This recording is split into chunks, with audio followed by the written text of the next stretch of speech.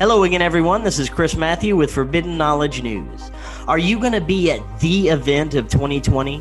The Laughlin UFO Mega Conference. It's going to be February 15th through 22nd in Laughlin, Nevada. Join me and 30 of the most extraordinary scientists, researchers, and experiencers ever to come together at one event. This is going to be a once-in-a-lifetime opportunity to learn from some of the brightest minds of our time. Today, I'm very happy to welcome another one of those amazing speakers, Mr. Laurence Noble. How are you doing today, Laurence? I'm fine. How you doing? I'm very good. I'm looking forward to meeting you at the conference, and I understand you have a fascinating personal encounter story that you're going to be telling at the conference. Before we get to that, tell us all a little bit more about yourself, just a little bit about your background, and what brings you to these conferences. That's a good question. So my background is an artist. I started my business in '73 in Houston as a freelance illustrator, and for decades I did that. In 1990, I changed course and went into public sculpture. So what I do today is that around the country, cities, states, and corporations and private industry hire me to produce large-scale public sculpture. It's a passion. I really enjoy it. I've honed my observational skills throughout the years, and I bring to my story a sense of that observational skill. I come to the conference, like most of the attendees, in a quest for knowledge about the subject. And that quest is augmented, I believe, with my sense of observational skills. This is a private story, well, it was until now, that occurred. It's a true story too, but this story occurred in 2009, in February of 2009, at this conference, at this event. And I had been coming for, years. I have to ask you, before this experience, had you ever had any other type of extraterrestrial or contact or paranormal experience? I guess no, not really. I mean, what happened here was pretty exceptional. Sent a lot of red flags off. And I realized that intuitively, I was starting to enter into some strange territory. I didn't know what to make of it at the time. I took copious notes. And I've been able to refer to those notes because now it's been, 11 years since that occurred. I've been able to refer to those notes in my story. So the case that I make is one of just a personal observation. This happened to me. Could it happen to others? Yes, I suppose it could. It had never happened to me before. I always enjoyed the speakers for what they had to offer. I think this year I might be able to offer something, but it's from the heart. It's what I experienced. And above all, I think I just want people to know what happened. It's a magical place, this Aquarius, the casino, the conference in general. It's a magical place. And I've come here for years. I never wanted to be involved because this was my recreation. I wanted to spend, and I usually spent, about 9 days in total. We'd come a little bit, a day or so before the conference, maybe stay a day after to get over it. But just ingest that information that was delivered at the conference. That year, 2009, Jaime was here. Bob Dean started the conference. In fact, that started off the story for me. The talk that Bob Dean gave on Sunday, the 22nd of February, was where it all occurred. Other people, Ed Grimley was there and was showing everybody the stars at night, and that was pretty exciting and pretty special to participate in, and I did. And through the years, I've just seen these speakers give these amazing talks about what's out there and what is out there. I don't have answers. I'm not coming here with answers. I'm coming here to deliver a story that happened to me. Now, you had mentioned earlier that you believe that these beings regularly attend these conferences. Can you tell us a little bit about how you came to that conclusion? Well, I'm not Bob Dean also believes that. Other people have had intuitive sense about it. I've had intuition about it, but it hasn't really led anywhere. It's not like, oh, that person is an alien. I don't know. I mean, my goodness. And I posit that the lady that I met could have been an alien, could have been or could have been an angel. Either way, she was an ET, not from here. And it struck a chord. I have thought about this for 11 years. I acted on it, and in my talk, I actually talk about what it was I was asked to do and what it was I actually produced. I've had a lot of time to think about it.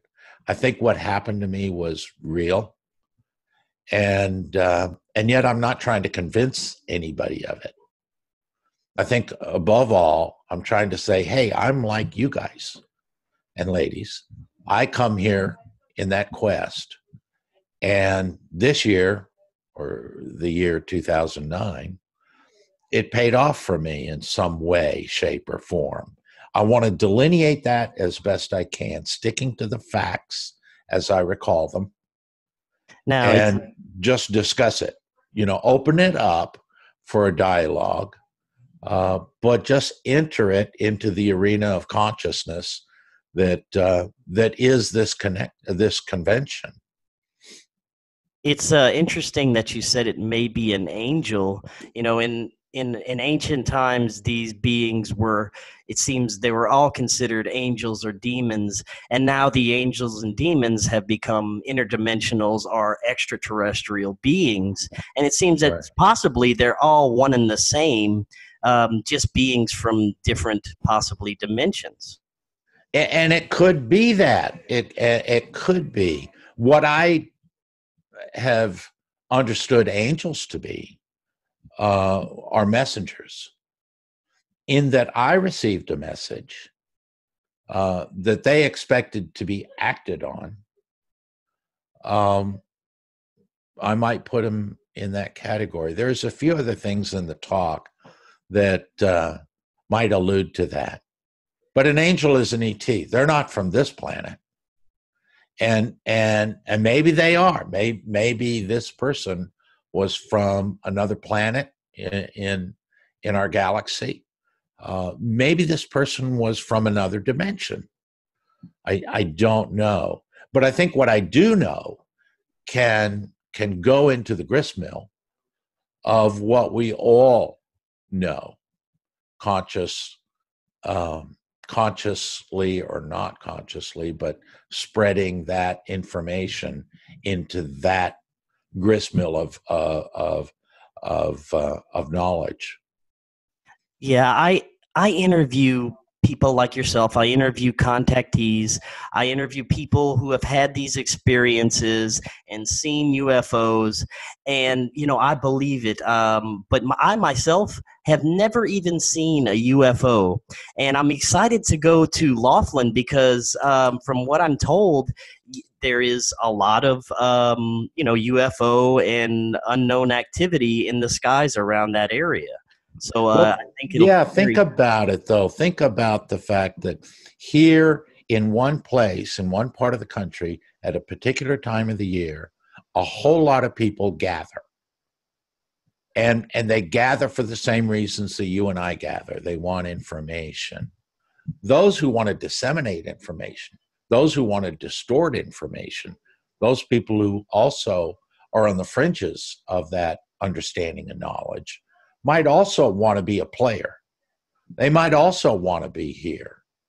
And it's not just, and I don't really go into this in my talk, otherwise it'd be a lot longer maybe, but it's not just that you might meet somebody that you go, hey, I don't think you're from around here. And intuitively, that's the feeling I got. But it might not just be that. It might be that there are plants, there are people, there are representatives of the government. That case has certainly been made before. I think Robert Dean made it at the talk in 2009.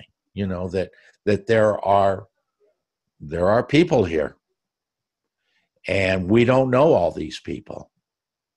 And for you and for me, I don't go out and see UFOs every night. I don't experience those kind of events that I'm talking about. However, I do have an intuitive nature to the extent that I do see beyond the pale. I can see a form, a structure, a human. I can read what is in their eyes, their nose, their mouth, what's in their physical, activity that I can relate to. I have to relate to that kind of thing all the time at work. I'll be sculpting a likeness of somebody, and as I'm sculpting, I see other people come through, and it's just that our similarities are to such a degree that they're not all that different. 2 eyes, a nose, and a mouth, but we're able to distinguish mother, father, brother, sister, wife. I mean, we're able to distinguish those differences in very subtle and unique ways. So when one practices the art of understanding those body languages and physical dimension, I think that they see things a little bit with a true eye to what it is they're actually looking at. There's a difference between looking at something and seeing something. And I'll just add that the part of the difference is when you see something, you see how it occupies space, this dimension, the one we live in.